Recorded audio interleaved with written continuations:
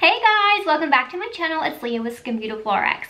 Today we are talking retinol, vitamin A, tretinoin, whatever you want to call it. We are talking the best ways to bring it into your skincare regimen so it's effective and you don't have the common side effects and you really get the most skin healing and rejuvenating effects without breaking down the skin, having lots of irritation, lots of redness, and lots of peeling. Because let's be honest, like, we don't have time for that, right?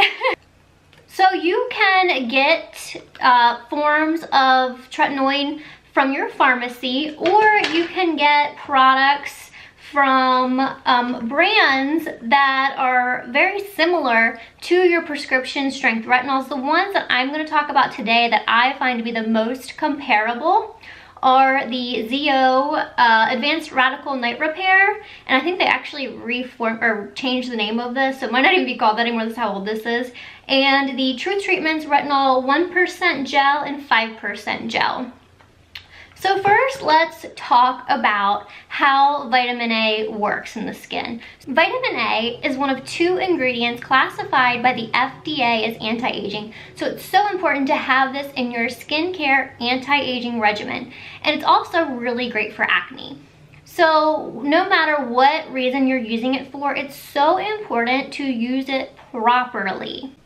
So how vitamin A works is when you apply it to the skin, it thins the skin and basically tells the skin cells to divide more rapidly than natural. So then your skin sheds, so that's where the peeling comes into place. And once all of that's done, and if you're using a tretinoin or a Retin-A for the first time, you know that can take 6 to 8 weeks to really get that peeling and redness under control. You are then going to see you have new skin. It's fresh because the skin cells divided, which then created this new, healthy, younger skin to come to the surface. So vitamin A really just retrains the biology of your skin. So as we said earlier, the FDA has cleared it for the treatment of aging.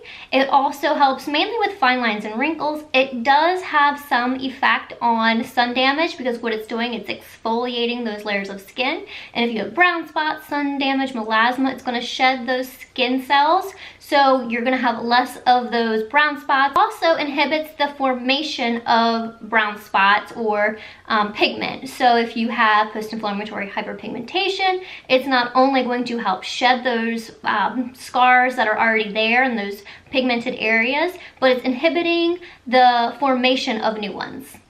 And then there is also evidence that it does help with laxity of the skin. So it's going to be fine lines and wrinkles, pigment, acne, as well as helping to tighten the skin back up.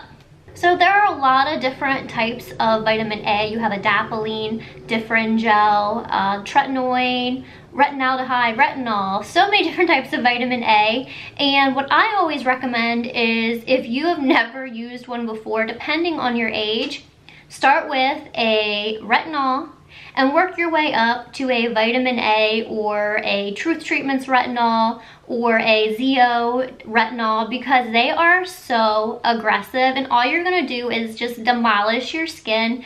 So what I like to tell people is your retinoids, such as your Stemfactor or your revisions, are like Zumba. So you're not really going to be achy, you're not going to have really any side effects. You know, you're going to be using it for a really long time to see results. And then in comparison, you have your tretinoins and your like Advanced Radical Night Repair, where it's your boot camp. You're going to see results, but you are going to be achy, you're going to be sore, and you're going to be like non-committal. And I think that's the biggest problem with products like that, is there's so many people that give up within a week because they can't just they don't have time to go through that peeling, they're sore, and it just doesn't fit into their lifestyle, which is why I really love the Truth Treatments. So absolutely, I'm gonna guess that you're gonna peel even when you're starting at the 1%, and I personally recommend everybody starts at the 1%, even if you've used vitamin A's and tretinoins before, but you won't have the irritation or the redness. So that's why I love this formulation.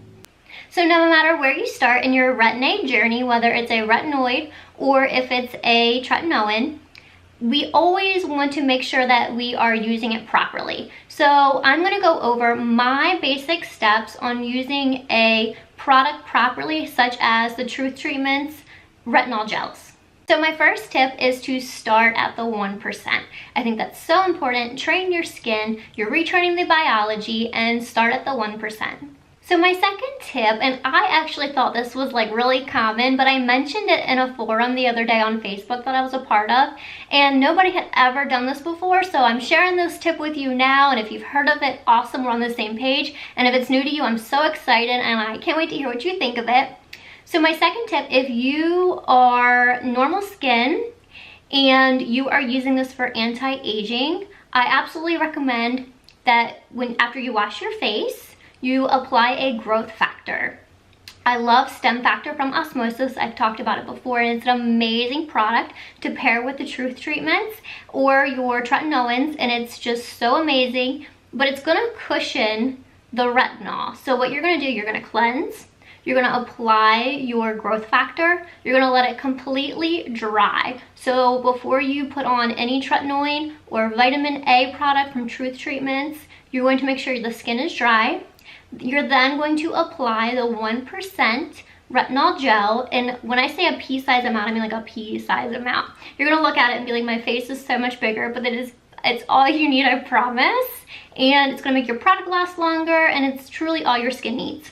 So after you apply it all over your face, I always strongly recommend that you avoid the eye area and around your mouth. The skin is just much thinner there. It's not going to tolerate it. So, you know, there's other products you can put around the eye area. So my personal preference is to avoid the eye area. And then once that dries, put a moisturizer on top to really cushion that retinol gel, to minimize irritation, redness, flaking, peeling, and to wake up and just be able to wear your new skin and it look really good. So if you have sensitive skin, or you just can't use a growth factor, or you don't want to, that's totally fine. What I still recommend though is applying your cleanser, washing your face, applying a moisturizer, and that can be a product like Quench from Osmosis, which is really great, or the Hyaluronic serum from Truth Treatments is so nice.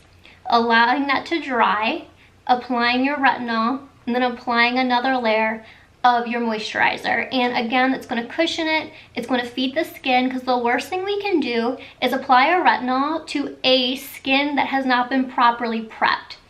You're going to have flaking, you're going to have redness, you're going to have irritation. Again, it's so important when you're applying active ingredients, especially ones like these retinol gels, that you're applying it to properly prepped skin.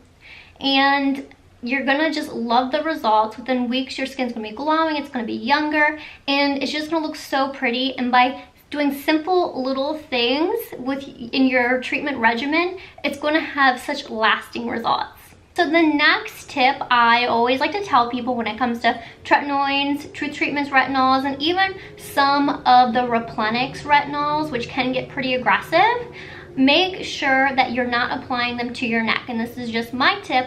I would always recommend before you apply a product to your neck, you talk to a dermatologist first, because the skin of the neck is very, very different from the skin on your face or the skin on your chest. I've talked about this before, but there are many, many less sebaceous glands on your neck, making it easily more sensitized, more irritated, and you can be really prone to breakouts, redness, flaking, and it's going to be much more sensitized. So I do not recommend putting any type of retinol, such as the gels or tretinoin, on your neck. There are so many great formulated products specifically for the neck that you don't need to put in there. You don't need to cause yourself that much pain, and you know you're not going to have these amazing results because your skin on the neck they can't handle it. So save yourself the trouble and skip the neck. And that tip actually goes for many ingredients. So not just vitamin A's, but you know, certain types of vitamin C's can just be way too aggressive for the neck. So really make sure before you apply anything there, you really check the active ingredients and make sure it's a product formulated for that skin. Okay, the last couple tips are super easy and are probably like a no-brainer, but obviously you want to always wear SPF. You do not want to apply retinols in the morning. The only retinols that you can apply in the morning that I absolutely love are the Osmosis retinols, because they have an advanced delivery system that does not allow the product to sit on top of the skin and really drives it deep into the skin, so that's totally fine to put on in the morning. But all other vitamin A's only at night. It's so important. It's going to break down, the sun will break down the product, it's going to cause irritation, and we don't want that.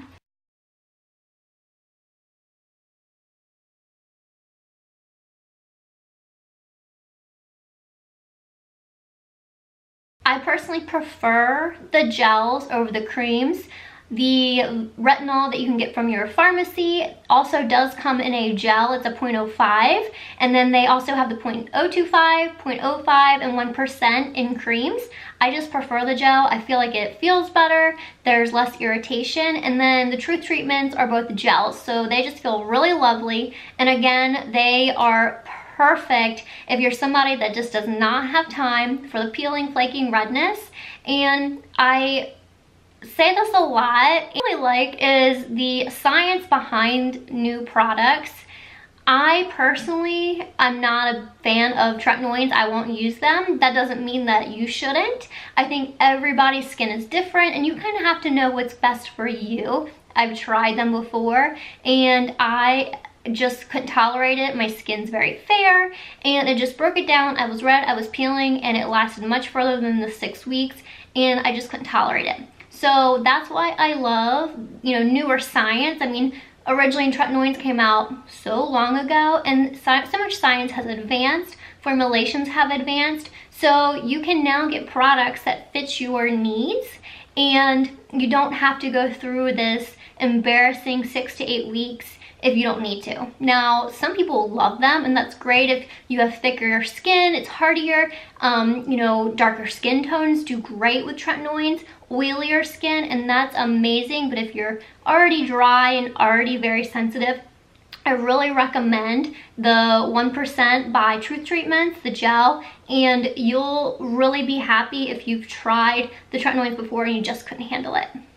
Okay guys, so this was just a really quick video. I hope you guys loved it. Please let me know if you have any questions on how to properly use tretinoins or retinol gels, and I would love to hear your feedback. And just remember, it's so important to have some type of vitamin A in your anti-aging regimen, and I'll see you guys next time.